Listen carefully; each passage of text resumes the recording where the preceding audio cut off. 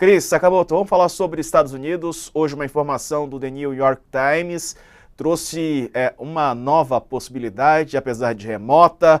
Biden teria dito a um aliado que está avaliando se pode salvar a candidatura nos Estados Unidos, né? Se ele pode salvar saindo da disputa.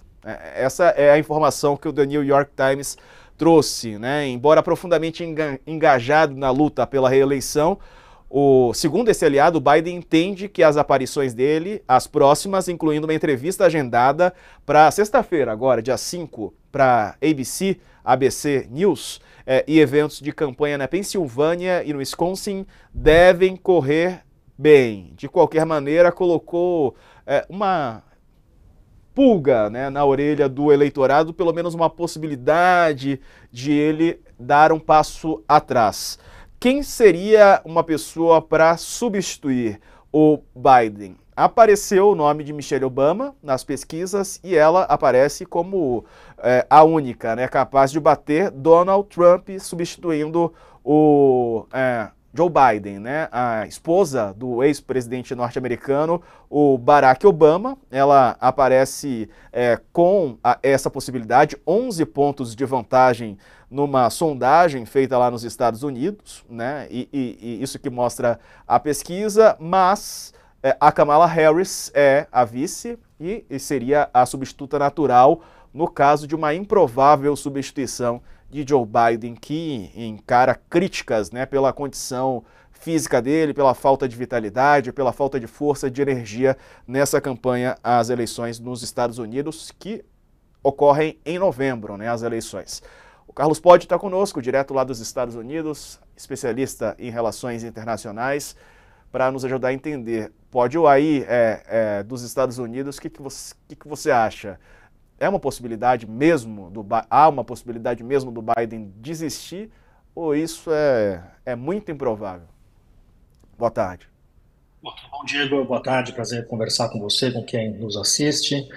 Olha, neste exato momento, agora, a situação está bastante movimentada em Washington, né? Não há notícias para todos os lados, né? Do lado do campo do Joe Biden, a informação que nós temos é que o Biden diz e insiste, pelo menos publicamente, que não vai largar a candidatura. Por outro lado, nós estamos tendo agora uma reunião, né, que está participando praticamente toda a equipe dele, também governadores de vários lugares dos Estados Unidos estão indo para Washington. Isto pode, a campanha da Kamala Harris, de alguma forma, hoje ganhou bastante força, circulou bastante a ideia de que a Kamala Harris vai ser substituída. Então, acho que nós estamos num momento que me parece que se entre hoje e segunda-feira não tivermos nenhuma novidade, a pressão em cima do Biden está muito grande, né? Se algo acontecer, me parece que entre hoje e o fim de semana a gente pode ter alguma novidade nesse sentido. Se não, permanece o Joe Biden. Uma única coisa que eu acho que a gente pode dizer com alguma certeza é que essa conversa de Michelle Obama é uma conversa muito que eu só vejo acontecer no Brasil, né? Nos Estados Unidos não se fala nisso, não se leva a sério, não há a menor possibilidade da Michelle Obama ser a candidata, né? Então essa é a única questão que eu acho que a gente pode colocar que é um ponto pacífico de qualquer análise séria desse processo. Acho que o grande nome que surge e que ganhou força nas últimas 24 horas por diversas questões, e eu comentei recentemente que a principal questão é mais uma questão logística que uma questão política, né? É a Kamala Harris. A Kamala Harris seria a opção logisticamente melhor para a campanha do Biden, porque ela já é parte da campanha.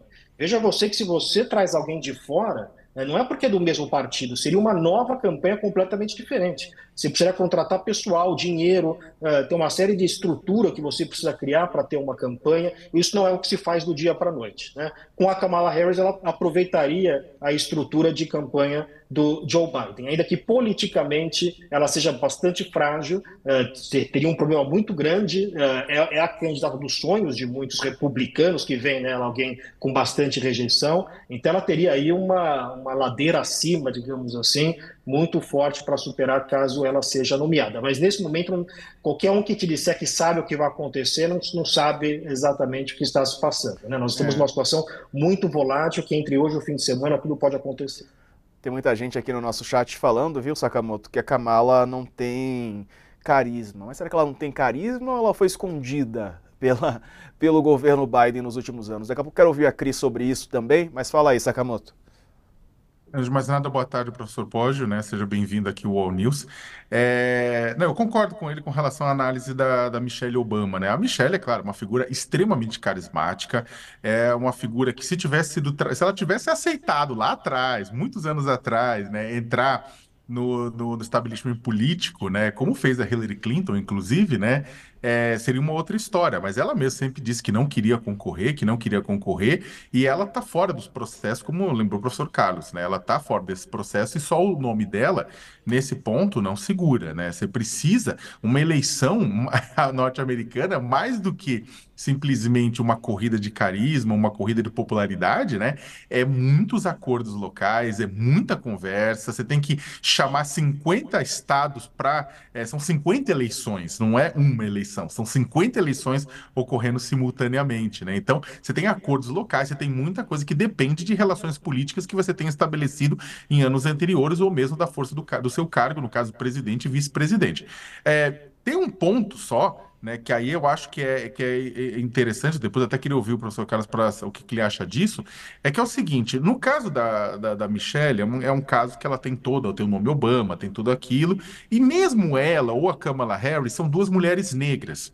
Né? Seria, no meu ponto de vista, seria bárbaro termos uma mulher negra na presidência dos Estados Unidos da América, né? Seria, inclusive, seria revolucionário.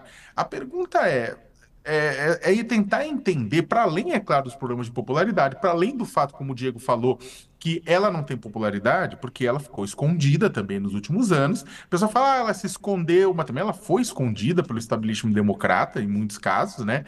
Não teve espaço, né? Mas o fato é o seguinte, a pergunta que se coloca agora é, neste momento em que você tem, inclusive, uma incitação do lado trumpista com relação ao racismo branco, incitando os supremacistas brancos, etc. Como é que fica uma candidata que é mulher e negra? Eu queria perguntar para o professor, o senhor acha que isso vai ser explorado pelo lado trumpista, que vai falar, olha, América Branca vota em mim, sabe? Umas coisas assim. Você acha que o Trump vai, caso a Câmara assuma e seja candidata, vai acontecer isso?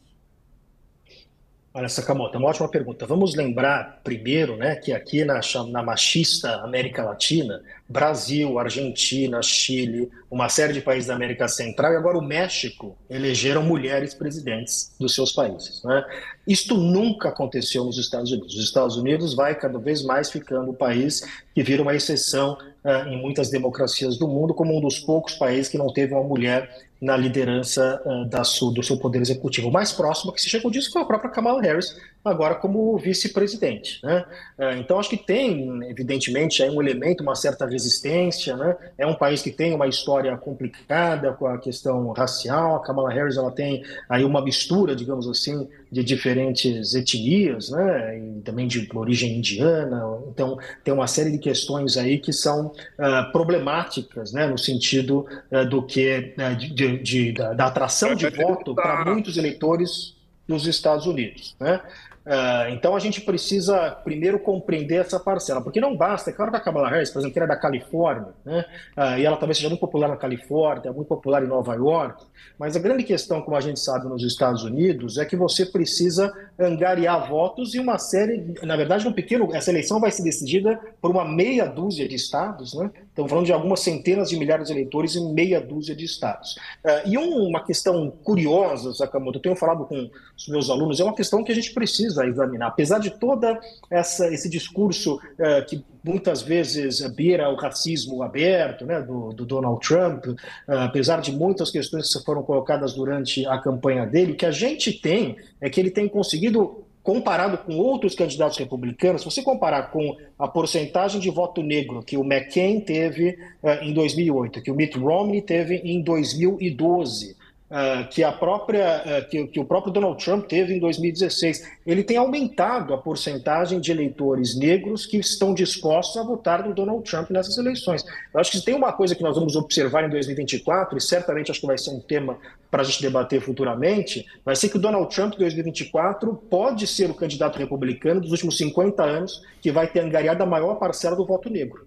Eu acho que tem uma questão aí que é um pouco mais complexa que a gente precisa entender do ponto de vista da lógica do voto do eleitor norte-americano, né? Mas claramente a Kamala Harris teria, como teve a Hillary Clinton, bastante dificuldades.